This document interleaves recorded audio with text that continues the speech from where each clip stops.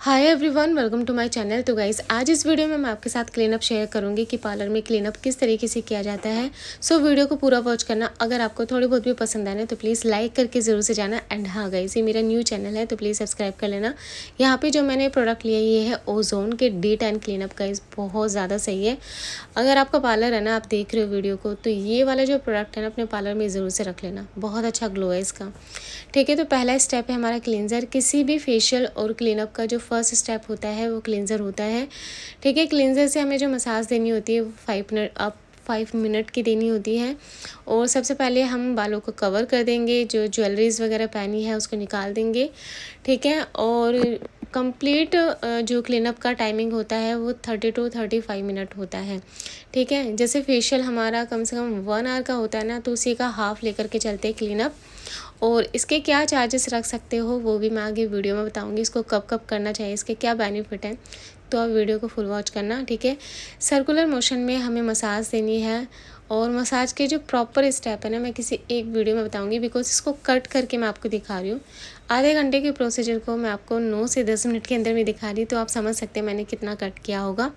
ठीक है, और आप सोचेंगे कि इनको हमने कुछ वेयर नहीं कराया गाउन वगैरह, तो देखो सबकी अपनी अपनी चॉइस होती है। ये जो टी शर्ट पहन के आई थी ये उस हिसाब से पहन के आई थी कि इनको थोड़ा बहुत लगता भी है, तो इनको कोई प्रॉब्लम नहीं है। ठीक है, तो यहाँ पे हल्के हाथों से हमें मसाज करनी होती है। जब आपको लगे कि आपका हाथ ड्राई हो रहा है, बिकॉज क्रीम थिक हो जाती है मसाज करते करते ना, वो स्किन में अब्जॉर्ब होती है तो कम हो जाती है। और जब आपको लगे ड्राई हो रहा है तो आप बीच बीच में आपको पानी लेना है, बिकॉज बहुत ज़्यादा स्टिकी हाथ आपका नहीं होना चाहिए कि स्किन क्लाइंट की जो स्किन है वो खिंच रही है। बीच बीच में आपको पानी लेना है, या फिर आप टोनर ले सकते हो। और इसकी मसाज हमें 5 मिनट की देनी होती है। देन इसके बाद नेक्स्ट स्टेप करना होता है।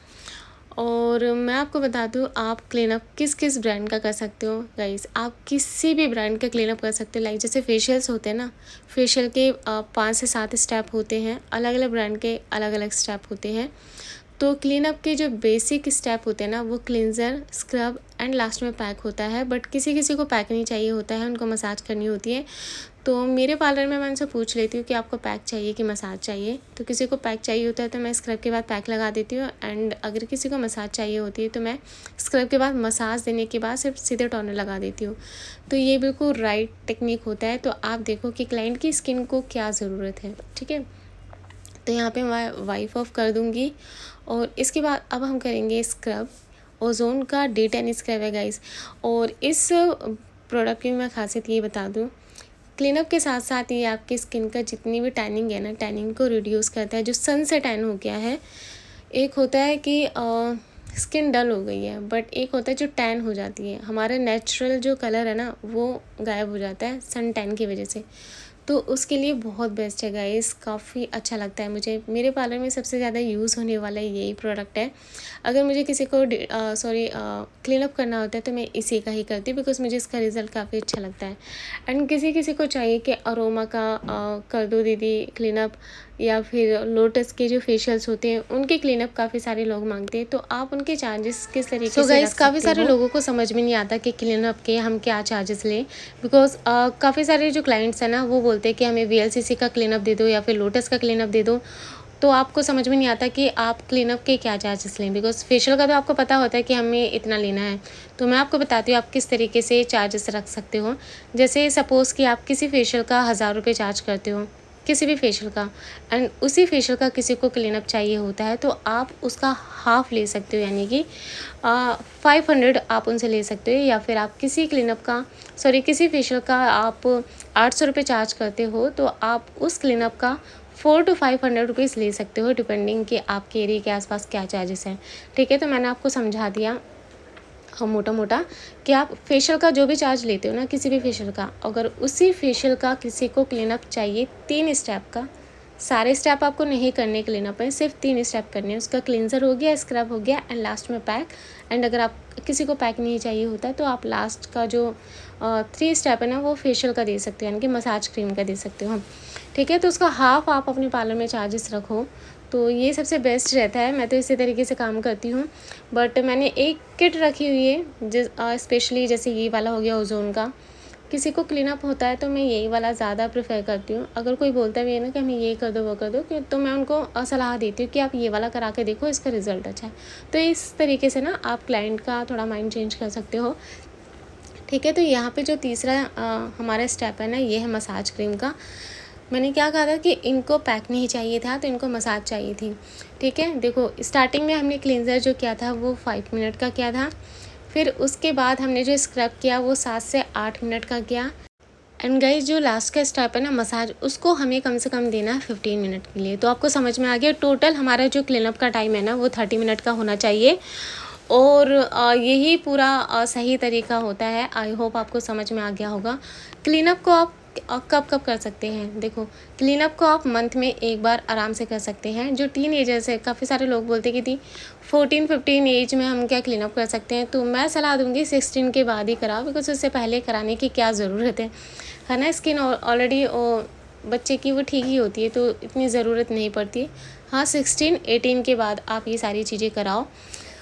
और एटलीस्ट मंथ में एक बार आपको क्लीनअप ज़रूर से कराना चाहिए। आप अगर फेशियल नहीं करा सकते तो क्लीनअप ज़रूर से कराया करो, बिकॉज क्लीनअप से हमारी जो स्किन है ना वो काफ़ी हद तक क्लीन हो जाती है, बहुत क्लीन लगती है, बहुत हाइड्रेटेड लगती है। तो अगर आप पार्लर में नहीं कर सकते तो आप घर पर भी खुद भी कर सकते हो। आपने देख लिया मैंने किस तरीके से आपको बताया है, तो सेम तरीके से आपको करना है। बस जो स्टेप्स है ना वो थोड़े से आपको सीखने होंगे। ठीक है, सारे जो हमारे स्टेप्स होते हैं ना फेशियल और क्लीनअप के, वो अपवर्ड डायरेक्शन में होते हैं, यानी कि ऊपर की तरफ लिफ्टिंग करते हुए सारे स्टेप्स होने चाहिए, नीचे की तरफ नहीं होने चाहिए, अदरवाइज स्किन लटकती है। ऊपर की तरफ लिफ्टेड करने से हमारी स्किन ऊपर लिफ्ट होती है। ठीक है, और चार्जेस मैंने आपको बता ही दिए, कब कब करना चाहिए वो भी मैंने आपको बता दिया। एंड गाइज आपके फिर भी कोई डाउट्स हो ना तो आप मुझे ज़रूर से पूछना। सो गाइज ये मैंने न्यू चैनल बनाया है जिसमें मैं पार्लर से रिलेटेड जितनी भी वीडियो है ना तो इस चैनल पर अपलोड करूँगी। एंड जो अगर मेरा पहले वाले चैनल देख कर के आए होंगे तो आप जानते हैं उस पर मैं मेकअप की वीडियो अपलोड करती हूँ।